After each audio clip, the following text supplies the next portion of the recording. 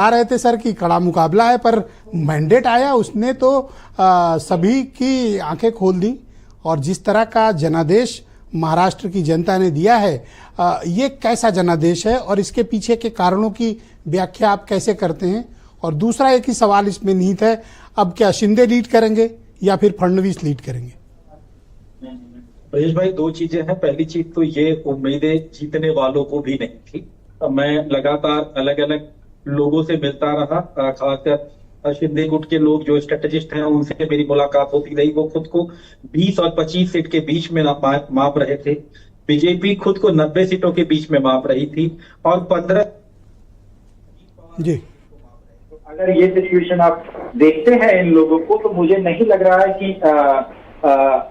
ये उम्मीदें थी जीतने वाली पार्टियों के लिए भी।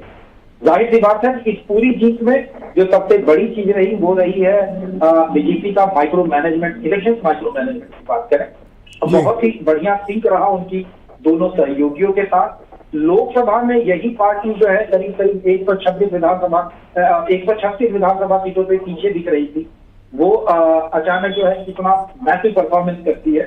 तो ये मानना पड़ेगा कि इस बार बीजेपी का कार्यकर्ता, आरएसएस का जो स्वयंसेवक है वो, और इसके साथ ही इन दोनों पार्टियों के लोग, वो कहीं ना कहीं बहुत प्रॉपर तरीके से सिंक हुए थे और कहीं कोई गैप नहीं। ये एक सबसे बड़ी रिजल्ट की वजह मुझे ये लग रही है। इलेक्शन के आचार संहिता के ठीक पहले करीब करीब 1100 लोग लुभावने वादे किए गए थे, उसका एक असर था। विपक्ष को जो सबसे बड़ी उम्मीद थी वो थी मराठा आंदोलन को, जो शायद नहीं चल पाई है क्योंकि इस तरह का रिजल्ट है। और इस बार उसके साथ ही जो बड़ा नंबर है, जो शायद कल और परसों से पूरी के पूरी डाटा आ जाएंगे इलेक्शन कमीशन की वेबसाइट पे, तो आप देखेंगे बड़ा नंबर मिलेगा वोट कटुआ, जो एक माइक्रो मैनेजमेंट के तहत खड़े किए जो उम्मीदवार थे वो भी मिलेगा। ये जाहिर सी बात है। पर जिस तरह की विक्ट्री है और जितना लैंडस्लाइड मैंने देखा कि चाहे मराठवाड़ा हो, कोंकण हो, विदर्भ हो, मुंबई रीजन हो, पुणे सभी भेद खत्म कर दिए। राजनीतिक भौगोलिक जो भी महाराष्ट्र की स्थिति थी, बीजेपी ने उसको वर्टिकली चेंज कर दिया। इसको स्वीकार किया जाना चाहिए। ये जनादेश सबसे बड़ी चीज ब्रिटिश वाली ये रही है कि जो विदर्भ और मराठवाड़ा थी वो कांग्रेस के हिस्से में थी, जो सबसे ज्यादा सीटों पे लड़ रही थी। तो अगर सबसे बड़ी फेलियर मैं देख पा रहा हूँ तो वो है कांग्रेस कि उसे जिस तरीके से फाइट करना चाहिए था, ग्राउंड मोबिलाइजेशन जिस तरीके से करना चाहिए था, उनके कार्यकर्ता जिस तरीके से उतरते, शायद वो नहीं कर पाए हैं। इसीलिए आप देखिए कि विलासराव देशमुख के दो बेटे वो लातूर ग्रामीण और लातूर शहर से हार जाते हैं। पृथ्वीराज चौहान जो पूर्व कैबिनेट मंत्री, पूर्व मुख्यमंत्री, बड़े एक मजबूत नेता माने जाते रहे पश्चिम महाराष्ट्र के, वो अपनी सीट नहीं बचा पा रहे हैं। यशोमती ठाकुर नहीं बचा पा रही। यानी कुल मिला के ये देखिए तो बड़े बड़े छत्रप जो अपने ग्राउंड का जो होम तक थी वहां पे वो फेल हो रहे थे। तो कहीं ना कहीं पार्टी किसी बड़े चमत्कार के चक्कर में वो काम नहीं कर पा रहे थे। मुझे लगता है कि सबसे बड़ी फेलियर रही है उनकी। इसके बाद अगर कहें तो शरद पवार और उद्धव ठाकरे की, उनकी पार्टी पहले ही टूटी हुई थी, उनके कार्यकर्ता गए हुए थे, उनके लिए सब कुछ बिल्ड करना था। तो एक वजह ये रही बीजेपी की। तो ये जो स्प्लिट हुई एनसीपी में और शिवसेना में, इसको जनता ने तो अब एक्सेप्ट कर लिया है। ओरिजिनल शिवसेना अब शिंदे की मानी जाएगी जनता के मुताबिक, और ओरिजिनल एनसीपी अजीत पवार की मानी जाएगी। अजीत पवार, शरद पवार मिलकर इतनी सीट जिंदगी में नहीं जीत पाए थे जितनी अकेले अजीत पवार ने जीत ली।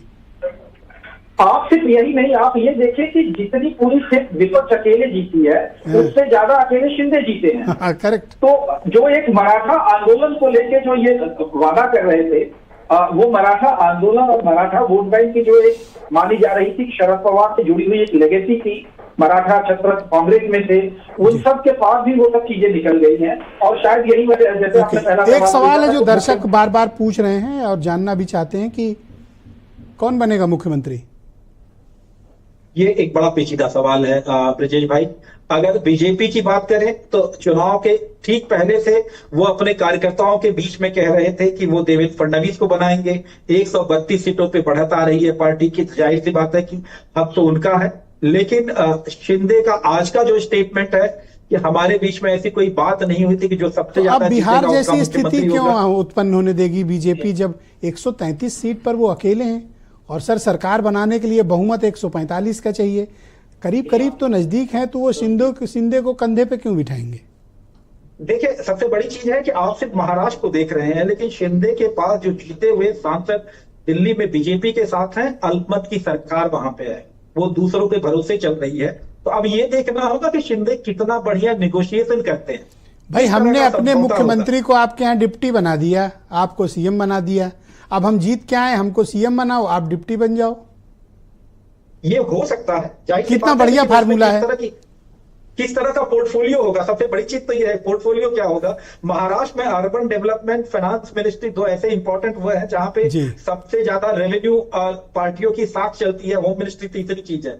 अगर उस तरह की कुछ डील हो तो शायद शिंदे तैयार हो। शुक्रिया तिवारी जी, हमारे साथ प्लीज बने रहिएगा। उत्तर प्रदेश पे लौटते हैं और राष्ट्रीय लोकदल, जिसको एक सीट पर बड़ी इंप्रेसिव विक्ट्री मिली है मीरापुर में, उनके प्रवक्ता मयंक त्यागी हमारे साथ। मयंक